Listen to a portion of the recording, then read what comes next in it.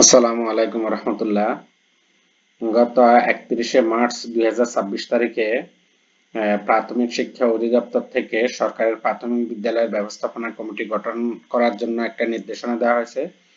সেই নির্দেশনায় বলা হয়েছে আগামী 30শে জুন 2026 উম, তারিখের মধ্যে দেশের সকল সরকারের প্রাথমিক বিদ্যালয় ব্যবস্থাপনা কমিটি গঠনের প্রয়োজনীয় ব্যবস্থা গ্রহণের জন্য অনুরোধ করা হলো। তো এই ব্যবস্থাপনা কমিটি গঠন করার জন্য একটা নীতিমালাও গত 16ই মার্চ 2026 তারিখে প্রাথমিক ও গণশিক্ষা মন্ত্রণালয় কর্তৃক প্রকাশিত হয়েছে। এর আগে অ্যাডহক কমিটির মাধ্যমে মূলত বিদ্যালয়গুলো চলে আসছে। তো চলুন দেখি সেই নীতিমালাতে, অর্থাৎ আপনি যে নতুন সরকারি প্রাথমিক বিদ্যালয় ব্যবস্থাপনা কমিটি গঠন করবেন সেইখানে কিসের ভিত্তিতে এবং কোন নীতিমালার আলোকে আপনি কমিটিটা গঠন করবেন। তো এখানে আমরা দেখতে এসেছি যে যে নীতিমালা প্রজ্ঞাপনটা জারি হয়েছে, সেটাই যে এখানে দেখতে পাচ্ছেন প্রজ্ঞাপনটা। গণপ্রজাতন্ত্রী বাংলাদেশ সরকার প্রাথমিক ও গণশিক্ষা মন্ত্রণালয় বিদ্যালয় শাখা 2, ওয়েবসাইটের ঠিকানা আছে 16ই মার্চ 2026।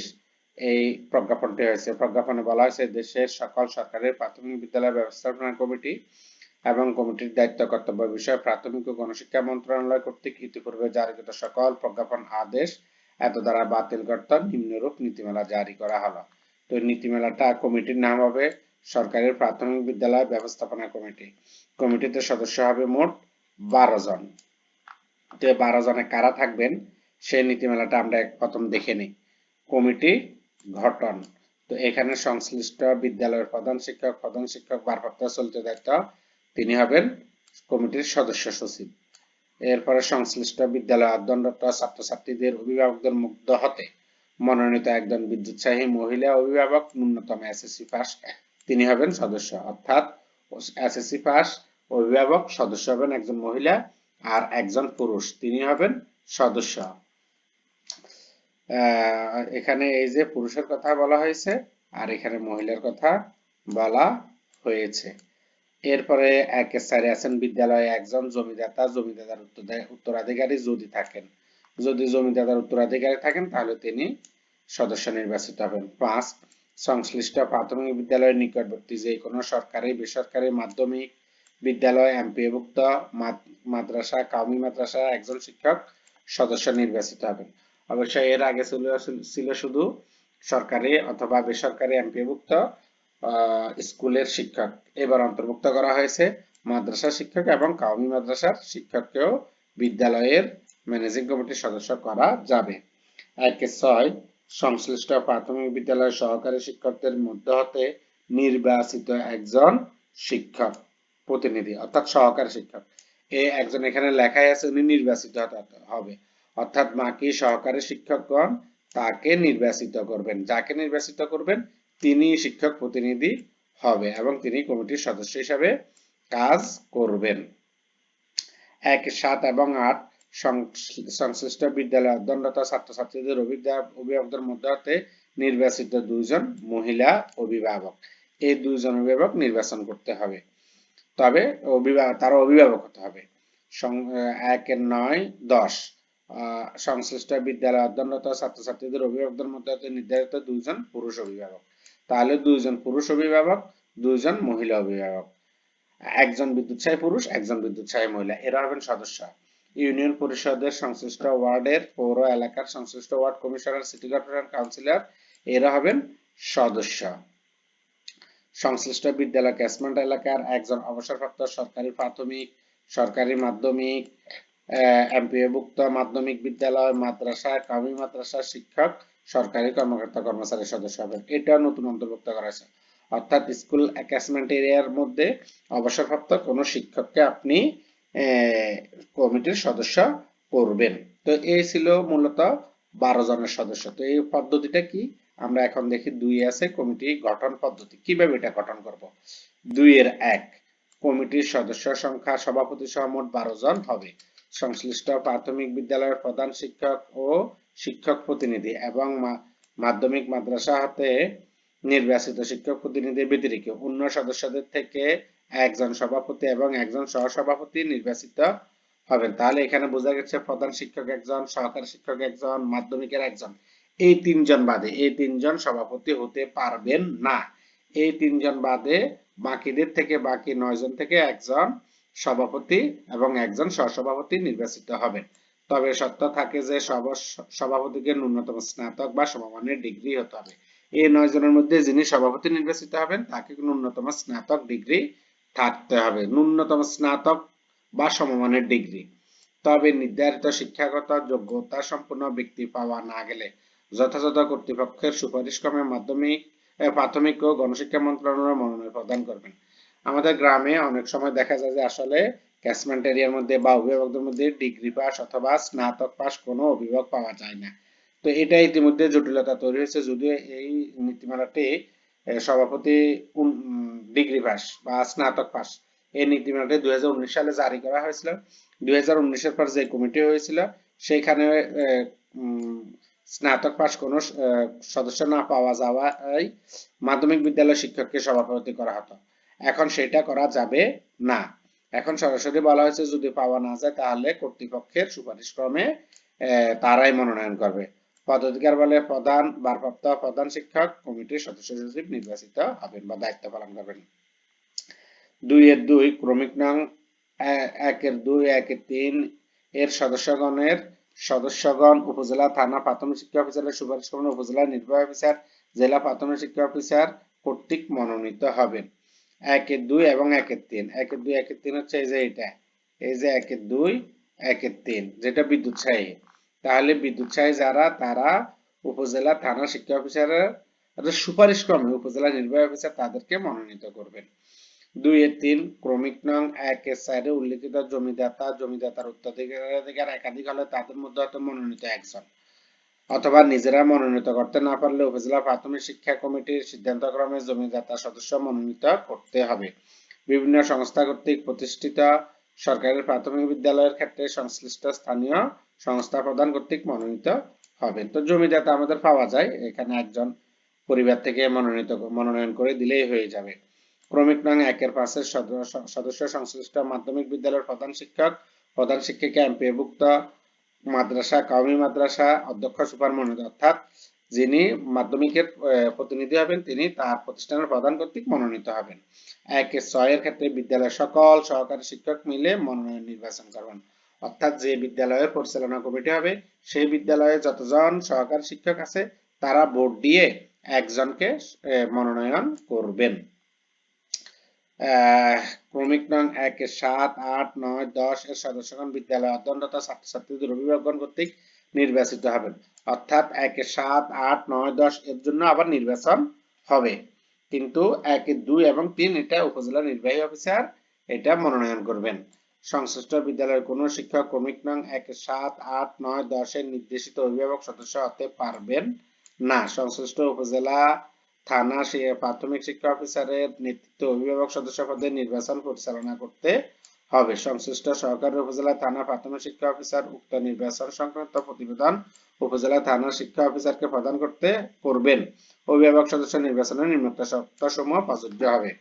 এই চারটা পদের জন্য যে শর্তগুলা ক্রমিক নং 1-7, 8, 9, 10 এ বর্ণিত সদস্য নির্বাচনে বিদ্যালয়ে অধ্যয়নরত ছাত্রছাত্রীদের পিতা মাতা দুইজনে ভোটাধিকার থাকবে। সদস্য নির্বাচনের ব্যয় মনোনয়নপত্র বিক্রয়লব্ধ অর্থে নির্বাহ করতে হবে, অর্থাৎ মনোনয়নের একটা নির্দিষ্ট হার থাকবে সেখান থেকে এই নির্বাচনের খরচ নির্বাহ করবে। মনোনয়নপত্রের মূল্য বিদ্যালয় ব্যবস্থাপনা অ্যাডহক কমিটি নির্ধারণ করবেন, অর্থাৎ বর্তমানে যে অ্যাডহক কমিটি আছে তারা এই টাকাটা নির্ধারণ করবেন কত টাকা মনোনয়ন ফরম বিক্রি করবেন। ঘ প্রধান শিক্ষক কর্তৃক ভর্তি রেজিস্টার ও হাজিরা খাতার ভিত্তিতে ন্যূনতম 60 দিন পূর্বে প্রস্তুতকৃত খসড়া ভোটার তালিকা সংশ্লিষ্ট সহকারী উপজেলা, থানা শিক্ষা অফিসার চূড়ান্ত করবেন। তো যদি অর্থাৎ ভোটের 60 দিন আগে, 30শে জুনে আমরা ভোট নিই তাহলে আমাদেরকে করতে হবে পহেলা মে এর মধ্যে ভোটার তালিকা প্রস্তুত করে সেটা উপজেলা, থানা শিক্ষা অফিসার থেকে চূড়ান্ত অনুমোদন করতে হবে। আর যদি একদিন আগে হয় তাহলে আরো একদিন আগে এভাবে পিছনের দিকে আসবে। ক্রমিক নং 1-11 এর সংশ্লিষ্ট ইউনিয়ন পরিষদের সংশ্লিষ্ট ওয়ার্ডের সদস্য, পৌর এলাকার সংশ্লিষ্ট ওয়ার্ড কমিশনার, এটা একদম সহজ, যিনি মেম্বার আছেন অথবা কমিশনার আছেন তিনি হয়ে যাবেন। একই ব্যক্তি একাধিক্রমে দুইবারের অধিক একই বিদ্যালয়ের সভাপতি নির্বাচিত হতে পারবেন না। একই ব্যক্তি তাহলে দুইবার একই বিদ্যালয়ের সভাপতি নির্বাচিত হতে পারবেন না। বিদ্যালয় ব্যবস্থাপনা কমিটির কোনো সদস্য লিখিতভাবে সভাপতিকে অবহিত না করে পরপর 3টি সভায় অনুপস্থিত থাকলে অথবা মৃত্যু বা অন্য কোনো কারণে দায়িত্ব পালন করা গেলে তার সদস্যপদ বাতিল বলে গণ্য হবে। এই বিষয়টা আসলে খুবই গুরুত্বপূর্ণ, কেননা আমরা দেখি যে বিদ্যালয় ব্যবস্থাপনা কমিটিতে অনেক সময় মিটিং দেওয়া হয়, সেই মিটিং এ সদস্যরা আসেন না, তখন বিদ্যালয়ের নৈশপ্রহরী কাম দপ্তরি কাম নৈশপ্রহরীকে পাঠিয়ে স্বাক্ষর আনতে হয়। এটা করবেন না, প্রয়োজনে তার সদস্যপদ থাকবে না, কারণ এটা যদি আপনি বারবার বাড়িতে পাঠান বিদ্যালয়ের আসলে উন্নয়ন হয় না, তাই এই বিষয়টা ইনক্লুড করা হয়েছে। উনাকে সবাই উপস্থিত থাকতে হবে, পরপর 3 মিটিং এ অনুপস্থিত থাকলে তার সদস্যপদ বাতিল হবে। এরূপ ক্ষেত্রে সহকারী উপজেলা থানা প্রাথমিক শিক্ষা অফিসার কর্তৃক উপজেলা থানা প্রাথমিক শিক্ষা অফিসারের অনুমোদন করে কমিটির অবশিষ্ট মেয়াদের জন্য শূন্যপদ নির্ধারিত প্রক্রিয়া অনুসরণ করে পূরণ করা যাবে। অর্থাৎ যিনি পরপর 3 মিটিং এ থাকবেন না, তার এটা বিলুপ্ত করে নতুনভাবে অন্যজনকে নিয়োগ দেওয়া যাবে।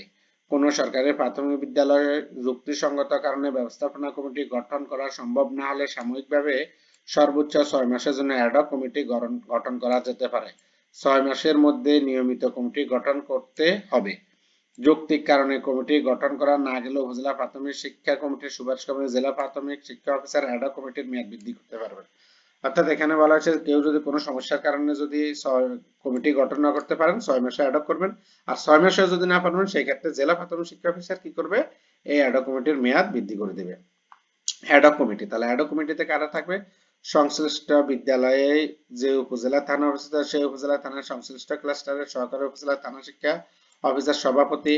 তবে নৌ সেনানিবাস, নৌঘাটি, বিমানঘাটি, বিজিবি, ক্যাডেট কলেজ এবং পুলিশ লাইন্স এর অভ্যন্তরে অবস্থিত সরকারি প্রাথমিক বিদ্যালয়সমূহের ক্ষেত্রে ওই সকল সংস্থা কর্তৃক মনোনীত একজন কর্মকর্তা অ্যাডহক কমিটির সভাপতি নির্বাচিত হবেন। সেখানেও সহকারী উপজেলা শিক্ষা অফিসার না, যাদের নাম এখানে বলা হয়েছে তারা একজন অ্যাডহক কমিটির সদস্য নির্বাচিত হবেন। সংশ্লিষ্ট বিদ্যালয়ের একজন জমিদাতা অ্যাডহক কমিটির সদস্য হবেন। উপজেলা শিক্ষা কমিটি জমিদাতা সদস্য মনোনয়ন করবে। বিদ্যালয়টির নিকটতম সরকারি মাধ্যমিক, বেসরকারি মাধ্যমিক, এমপিওভুক্ত মাদ্রাসা, কওমি মাদ্রাসা একজন শিক্ষক যিনি সংশ্লিষ্ট বিদ্যালয়ের প্রধান শিক্ষক কর্তৃক মনোনীত হবেন তিনি হবেন সদস্য। এছাড়া বিদ্যালয়ের প্রধান শিক্ষক ভারপ্রাপ্ত চলতি দায়িত্ব তিনি হবেন সদস্য সদস্য, অর্থাৎ 60 সদস্য বিশিষ্ট অ্যাডহক কমিটি হবে। সংশ্লিষ্ট উপজেলা মহানগরের প্রাথমিক শিক্ষা কমিটি কর্তৃক উল্লেখিত পদ্ধতিতে গঠিত বিদ্যালয় ব্যবস্থাপনা কমিটিকে চূড়ান্ত অনুমোদন দিবেন। তাহলে এখানে উপজেলা শিক্ষা কমিটি এই কমিটিটা করে উপজেলাতে পাঠানো হলে উপজেলা প্রাথমিক শিক্ষা কমিটি এই কমিটিকে চূড়ান্তভাবে অনুমোদন করবে। সভাপতির অনুপস্থিতিতে সহসভাপতি সভায় সভাপতির দায়িত্ব পালন করবেন। প্রতি ইংরেজি মাসের শেষ সপ্তাহে যে কোনো দিন শ্রেণী পাঠদান কার্যক্রম শেষে অথবা ছুটির দিনে বিদ্যালয় ব্যবস্থাপনা কমিটির সভা অনুষ্ঠিত হবে। সংশ্লিষ্ট বিদ্যালয় ব্যবস্থাপনা কমিটির যে কোনো সভায় কমপক্ষে 6 জন সদস্য উপস্থিত থাকলে উক্ত সভার কোরাম পূর্ণ হয়েছে মর্মে বিবেচিত হবে। কোরামের অভাবে সভা অনুষ্ঠিত করা সম্ভব না হলে পরবর্তী নির্ধারিত তারিখে মুলতবি সভা অনুষ্ঠানের জন্য কোরামের প্রয়োজন হবে না। অর্থাৎ এখানে বলা হয়েছে আপনি সভা করতে হলে ন্যূনতম 6 জন লাগবে, তবে যদি 6 জনের মধ্যে না হয়, 6 জন কোরামের অভাবে সভা অনুষ্ঠান করা না যায়, তাহলে পরবর্তী নির্ধারিত তারিখে মুলতবি সভা অনুষ্ঠানের জন্য কোরাম 6 জন লাগবে না। অসৎ আচরণের জন্য তদন্ত সাপেক্ষে সভাপতি সহসভাপতি যে কোনো সদস্যকে বহিষ্কার করা উপজেলা প্রাথমিক শিক্ষা কমিটির এখতিয়ার ভুক্ত হবে। উপজেলা শিক্ষা কমিটি নির্বাচনের পরবর্তী 30 দিনের মধ্যে বিদ্যালয় ব্যবস্থাপনা কমিটি অনুমোদন করবে। অর্থাৎ নির্বাচন যেদিন হবে ওই দিন থেকে 30 দিনের মধ্যে করতে হবে। তাহলে 30শে জুন হলে নির্বাচন হলে আপনার 31শে জুলাইয়ের মধ্যে এটা অনুমোদন হয়ে যাবে।